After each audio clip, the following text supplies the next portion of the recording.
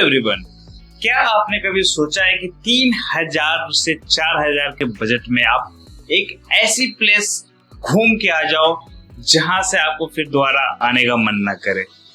आपको उसमें वहां पे मिलेगा एडवेंचर, शांति और बहुत सारा नेचर एक्सपीरियंस।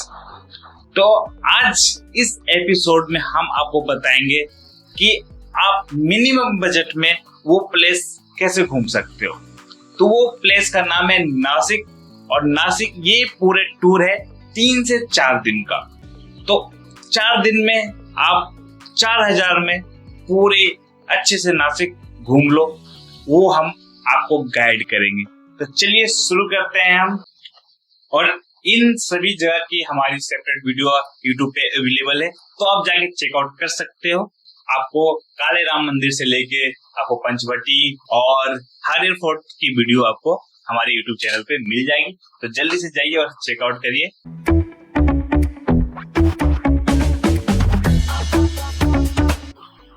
तो सबसे पहले हमें ये सोचने का होता है कि हम पहले नासिक पहुंचे कैसे।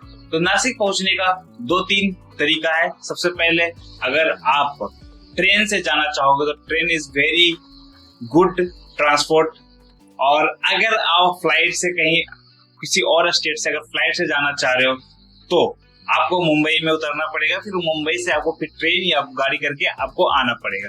तो मेरी तरफ से रिकमेंड रहेगा मिनिमम बजट के लिए ट्रेन। तो अगर आप मुंबई से जा रहे हो तो आपको 100 से 200 का एक टिकट मिलेगा, उससे आप जा सकते हो। लेकिन अगर आप कहीं और से जा रहे हो तो वो आपके ट्रांसपोर्ट पे डिपेंड करता है कि कितना चार्ज लग रहा है। तो आप यहाँ से अगर डायरेक्ट ट्रेन पकड़ती है तो फिर चलती है तो कोई इशू नहीं है। पहले पहुंचना है नासिक। तो नासिक का जो अगर आपकी ट्रेन अगर मॉर्निंग में पहुंचा रही है तो सबसे पहले आप काले राम मंदिर दर्शन करिए। एक रूम लीजिए वहां पे, जो कि आपको अगर मिनिमम देखा जाए, अगर लॉज टाइप का लोग या स्टैंडर्ड में, स्टैंडर्ड की बात नहीं कर, इसमें मिनिमम खर्चा लेके चलेंगे तो हम सबसे कम रेंज में जाएंगे। लेकिन ऐसा नहीं है कि बहुत खराब। अगर आप वहां पे लॉज वगैरह देखोगे तो 500 to 1000 के बीच में आपको एक अच्छा सा रूम प्रोवाइड हो जाएगा। तो आप वहां पे रूम बुक करिए, उसके बाद फ्रेश होइए और आप निकल जाइए काले राम मंदिर। अगर काले राम मंदिर के बारे में आपको अगर नहीं पता है तो मैं बता दूं, काले राम मंदिर एक राम जी का मंदिर है, जहां पे जो कि जिसको बनाने में पूरे 15 साल लगे थे, और उसमें भी वहां पर एक सीमेंट का यूज नहीं किया गया है। You believe me. तो अगर आप वहां पर जाओगे तो आपको एक बहुत ही अच्छा सा एक्सपीरियंस मिलेगा। उसके अंदर कैमरा अलाउ नहीं है, वीडियोग्राफी अलाउ नहीं है, तो उससे आप थोड़ा सा सावधान रहें और जहाँ पे जो नियम है उसका पालन करें। और यहाँ पे नरेंद्र मोदी जी भी जा चुके हैं एक बार, तो वो प्लेस आपको बहुत ही अच्छा लगेगा। फिर उसके बाद आता है आपका पंचवटी। पंचवटी की नगरी में आप बिल्कुल ऐसे खो जाओगे कि आपको पता ही चलेगा कि आप पूरा दिन गुजार दिए।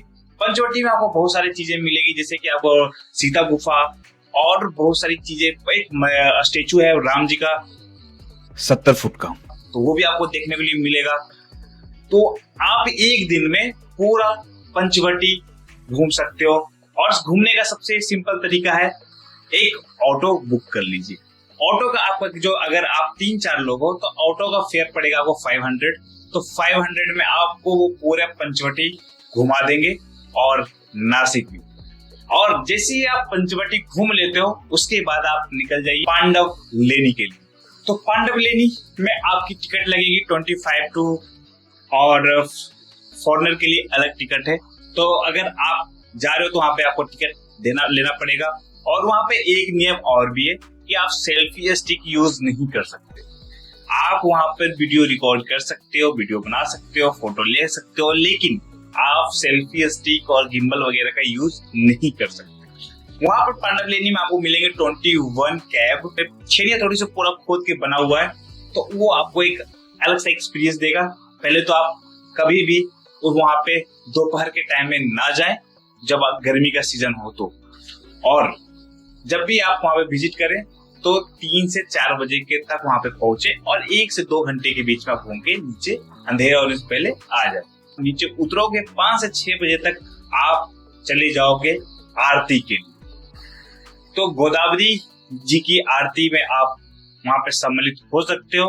अगर आपकी किस्मत अच्छी हो तो हो सकता है उस टाइम आरती हो रही हो।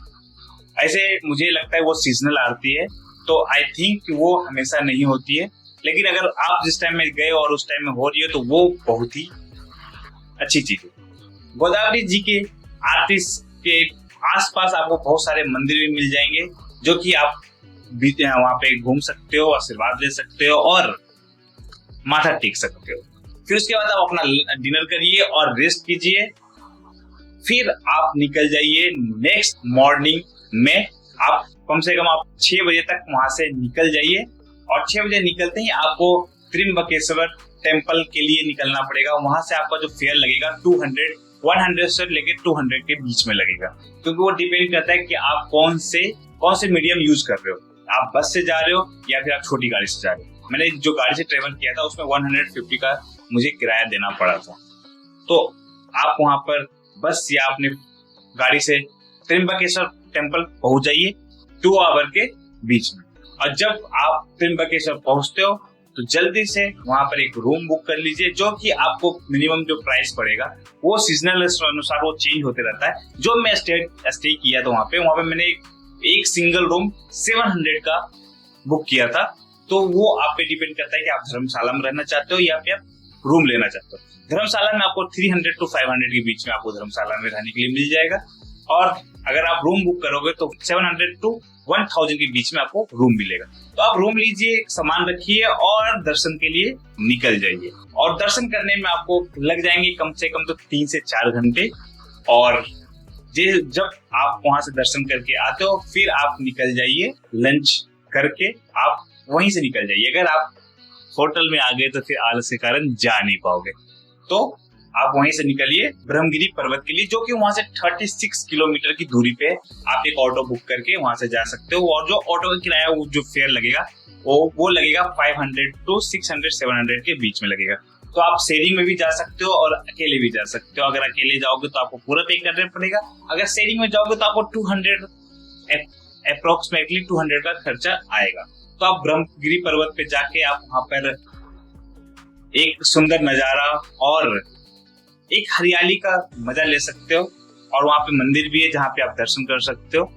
और फिर आपका ये एक डे 2 भी आपका खत्म हो जाएगा, और वहां से आप वापस जल्दी आ जाइएगा। आप 7 बजे तक आप वहां से वापस आ जाइएगा, और 7 बजे के बाद आप त्रिम्बकेश्वर टेम्पल के आसपास का जो मार्केट है वो भी आपको घूमने में मजा आएगा, जो कि आप 1-1.5 घंटे में आपको जो भी शॉपिंग करनी है, आपका जो कुछ खरीदना है कुछ परिवार के लिए, घर के लिए, तो वहां से आप परचेज कर सकते हो, लेकिन थोड़ा सा फेयर कॉस्टली रहेगा। फिर वहां पे डिनर करके, जो मैंने डिनर किया था वो था मैंने 100 रुपीज का एक थाली लेके खाया था।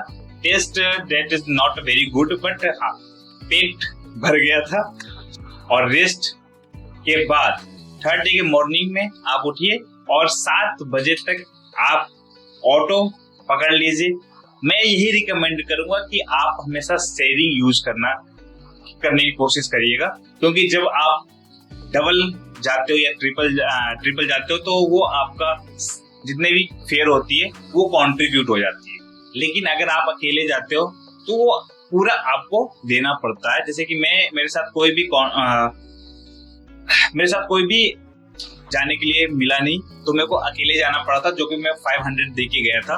और जब मैं ऊपर गया तो वहां पर ओनली 200 रुपीज में कुछ लोग गए हुए थे। अगर आप ने मेरी वीडियो नहीं देखी हरियर फोर्ट की, तो आप हरियर फोर्ट के लिए मेरी वीडियो जाके देख लीजिएगा। तो मैं बात कर रहा हूँ, आप 7 बजे निकल जाइए हरियर फोर्ट के लिए, जो कि वहां से आपको 25 to 30 किलोमीटर के बीच में लगेगा। वहां पर आप प्रॉपर शू पहन के जाइएगा, चप्पल पहन के ना जाए, क्योंकि चप्पल फिसलती है। आप वहां पर आपको 2 किलोमीटर तक आप इजिली ट्रेवल कर सकते हो। उसके बाद की जो मेन 80 डिग्री क्लाइंबिंग जो स्टेयर्स आते हैं, वहां पर आपको शू इज वेरी नेसेसरी हो जाएगी।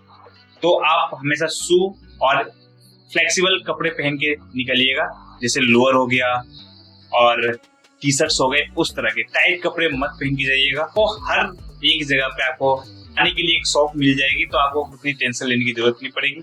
लेकिन हाँ, अगर आप ऊपर जाओगे थोड़ा सा बंदर भी। तो फिर ये था। फिर आप फिर आप वहां से नीचे आइए और फिर रेस्ट करिए, और नेक्स्ट मॉर्निंग में फिर आप नासिक के तो रेलवे स्टेशन के कुछ दूर पहले आपको मिलेगा मुक्ति धाम। तो आप लास्ट में आप मुक्ति धाम के दर्शन करते हुए आप निकल जाइएगा। मैं एक दो चीजें यहाँ पर मेरे से छुट्टी थी जो कि मैं कवर नहीं कर पाया, उसमें आपका रिटर्निंग का डे आप उस दिन कवर कर सकते हो, जो कि एक वाइन फैक्ट्री जहाँ पे वाइन बनाई जाती है, तो वहां पे आप विजिट कर सकते हो अगर आप चाहो तो। मैं विजिट नहीं कर पाया, इट्स माई मिस्टेक, क्योंकि मेरे पास उतना टाइम नहीं बचा था, मेरे को रिटर्न भी आना था। तो आप अगर चाहो तो त्र्यंबकेश्वर से रिटर्निंग के टाइम में आप उसको विजिट कर सकते हो। तो अगर ये था आपका टोटल ट्रेवल गाइड की वीडियो। तो अगर आपको ये वीडियो अच्छी लगी हो तो सब्सक्राइब कर दीजिएगा, वीडियो को लाइक कर दीजिएगा और शेयर कर दीजिएगा जिनको नासिक जाने का मन है। और जो प्लान नहीं करे नासिक जाने का, तो इतना कम का बजट है, आप प्लान बना लीजिए दोस्तों के साथ और निकल जाइए नासिक के लिए। और आई होप कि आपको नासिक घूमने का सबसे अच्छा मंथ है बरसात के मौसम में। तो बरसात के मौसम में अगर आप जाओगे तो ब्रह्मगिरी पर्वत और हरिहर फोर्ट का नजारा आपको एक नेक्स्ट लेवल का मिलेगा, जो कि मैं महसूस नहीं कर पाया क्योंकि मैं थोड़ा सा लेट गया था।